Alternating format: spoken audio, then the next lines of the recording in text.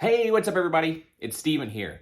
And in this video, we're going to talk about the top 5 themes that LEGO absolutely needs to make. And as you can probably tell from the thumbnail, Fortnite, Hello Kitty, and Pokemon all made the cut. Feel free to use the chapters below in the description to jump around to whatever you want to see.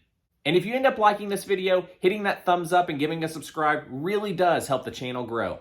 All right, let's not waste any more time and let's jump right in. All right, for theme number 1, it's LEGO Fortnite. Let's start with why it might happen. To me, this falls into the category of just incredibly obvious. Fortnite is a huge brand right now that's incredibly popular worldwide and specifically with LEGO's target demographic. We know as a company in the late 90s that LEGO was really starting to struggle. And what pulled them out of that was by incorporating licensed themes. And here we are 20 plus years later, and LEGO is now one of the premier toy brands. But if they want to stay on top as the king, they need to keep up with the changing and evolving interest of their target customers.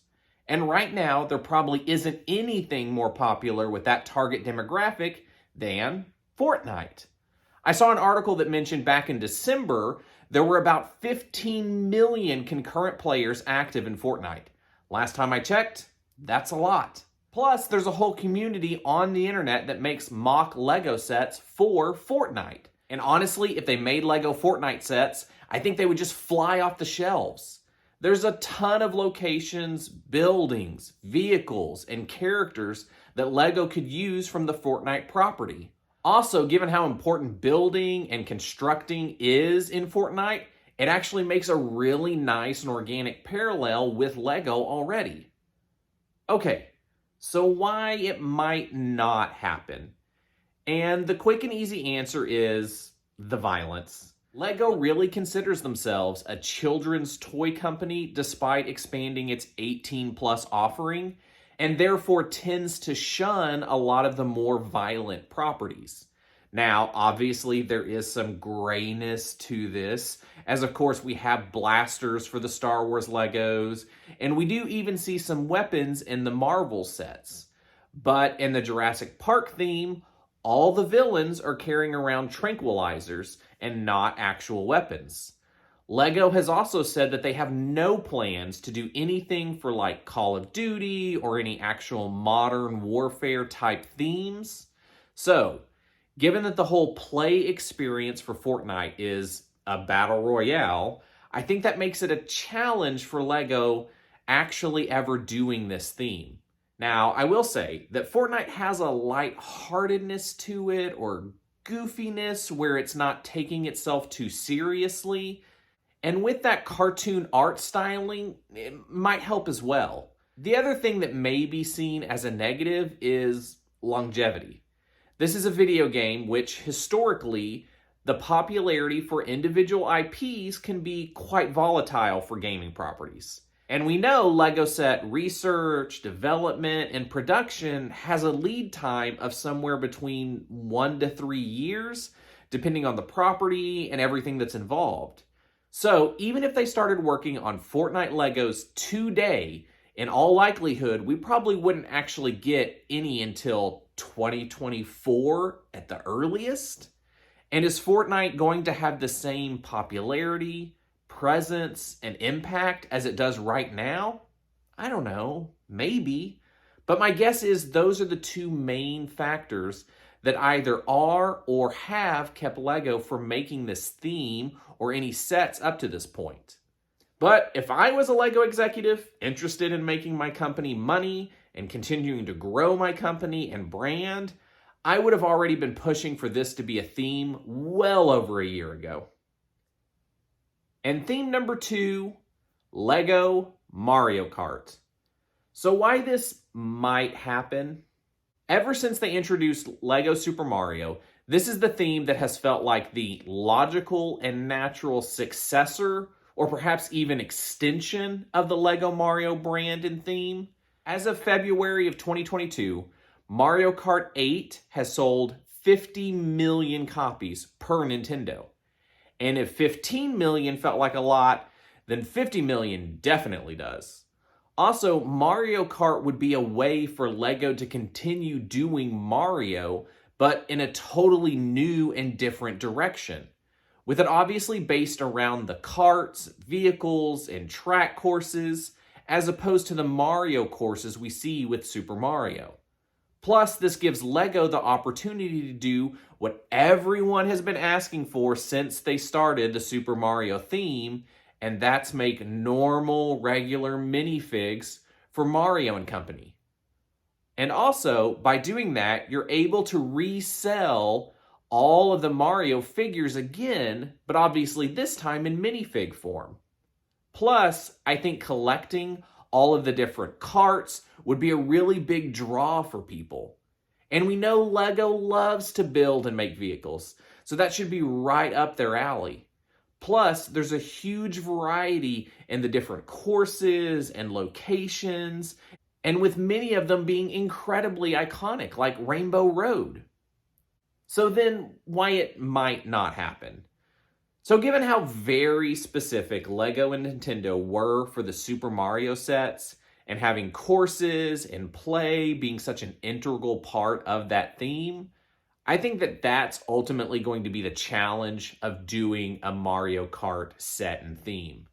How do they define and build out the play feature?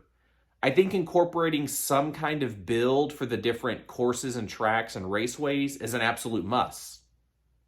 Or I think that's how Nintendo and LEGO would approach it. I don't think they would just do figs and karts. So then how do you make the different tracks viable as different builds and yet still have them as somewhat affordable? Now, I believe the two highest priced Super Mario sets are Bowser's Castle and Bowser's Airship, which both retailed for $100, which I'm sure was a very deliberate decision, given that other themes like Star Wars and Harry Potter and Marvel routinely have sets each wave come out priced at $120 to $160 price points. And maybe I'm wrong, but it feels like these Mario Kart courses and tracks, if they're turned into sets, they would easily be $100+ if they were truly fully playable, which I think would be LEGO and Nintendo's goal if they did this theme. Plus, what does LEGO do for the mid-range sets? Like those $40 to $70 sets. Sets with the cart and minifigs feel like they could easily fill that $20 to $30 niche, and perhaps you would have a bunch of those. But LEGO historically has sets hitting all the different price levels. Now, my guess, using the Super Mario sets as an analog, would be that maybe they would have expansions for the tracks and courses, and maybe they would include one additional kart and driver or something like that.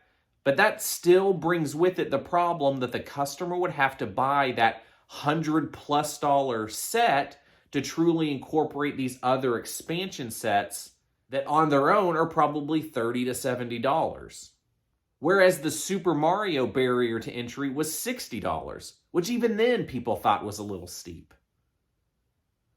In summary, I really can see this as the next step for LEGO Mario, and wouldn't be surprised if LEGO eventually gets to this theme. I just think there's both some conceptual and practical hurdles they'll have to overcome. But of the 5 themes I'm mentioning in this video, I almost think this has the highest likelihood of actually happening. Then theme number 3 is LEGO Hello Kitty. Why might this happen? Now, this is a theme that would obviously be marketed more towards girls and young women, but deservingly so. In general, there's still a paucity of themes and sets specifically marketed towards girls. And honestly, LEGO needs to do better. And I think one of the ways they can go about that is expanding the licensed themes for girls. Right now, they only really have LEGO Friends and LEGO Disney Princess. Maybe you could consider LEGO Dots as well. So there's definite room for expansion, and I think licensing a brand as big as Hello Kitty is going to be much more effective and appealing as opposed to trying to develop something internal at LEGO. We already saw that didn't really work with Lego Elves, which sold rather poorly. And there's rumors they're going to have a girl-themed castle series possibly later this year. And maybe that does really well. But I'm just not sure that's what people are looking for.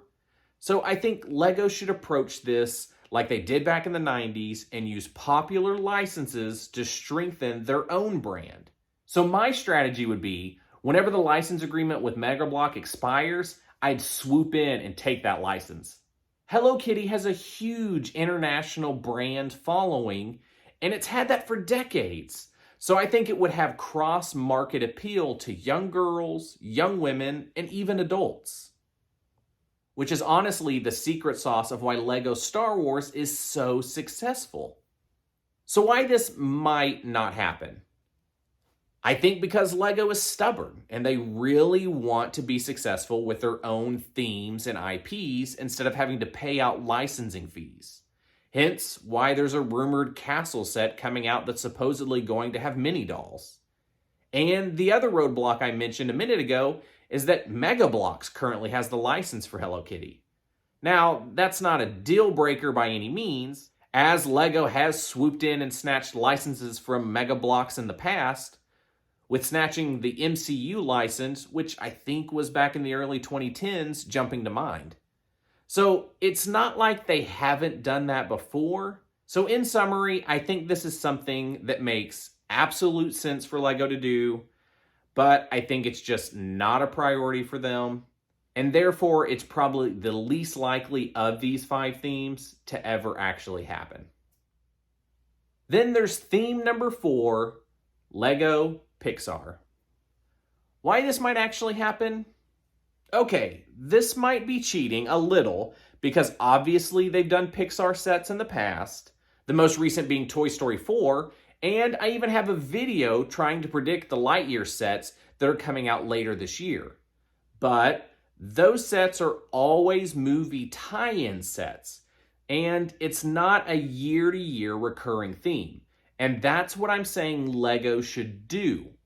They should actually start a recurring LEGO Pixar theme that has sets coming out regardless if they're a movie tie-in or not. And going forward, they could just roll in the movie tie-ins to this theme. It feels like I'm constantly seeing Pixar-themed sets on LEGO Ideas, making it to the review stage just to get slapped back down.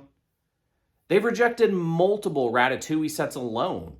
So given that a new Pixar movie comes out annually, all of their back catalog of films, this would give LEGO a ton of flexibility in regards to the waves each year.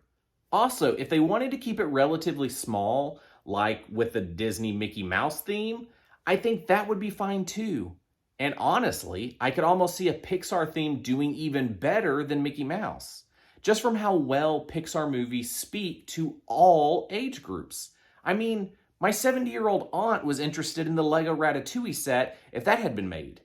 Plus, it feels like it would be just such an easy transition for them to do, since again, they already periodically do movie tie-ins. So my thoughts are that they could do a winter and summer wave, coincide some movie tie-in sets into whichever wave worked best for when that movie came out, and then have the other wave to explore the back catalog. Perhaps you would do 2 or 3 sets from one movie and then change to a different movie the following year, or do 2 movies each year with 2 sets from each movie. So why might it not happen? Honestly, I'm not even sure why it hasn't happened already. Maybe the previous sales on some of the Pixar-related sets aren't super strong, so LEGO hasn't felt compelled to give Pixar its own theme. I think their approach hasn't always helped, such as with Toy Story 4 when they made all the sets 4+ sets, which immediately alienated much of the older LEGO community. I'm glad they don't appear to be doing that for the Lightyear sets, because none of them are supposed to be 4+ sets. So if it's a marketing problem, LEGO might be partially to blame for that, and not really understanding the audience for these sets. Otherwise, I really struggle with why this won't or hasn't already happened. Maybe they feel like it competes too closely with other themes for a targeted demographic. I just don't know. In summary, though, I think this is a theme that, again, just makes so much sense. Very similar to Mario Kart. So much so that it's still hard to believe they haven't done this as a primary theme already. I think its popularity on LEGO Ideas shows that there's a hunger for this theme. So I guess let's wait and see how the Lightyear sets do, because ultimately, I think that's what's going to influence whether we ever actually get a Pixar theme. And for our final theme of the top 5, it's LEGO Pokémon. Why it might happen? Well, as the biggest IP and brand in the world, it's sort of stunning there has never been a LEGO Pokémon theme.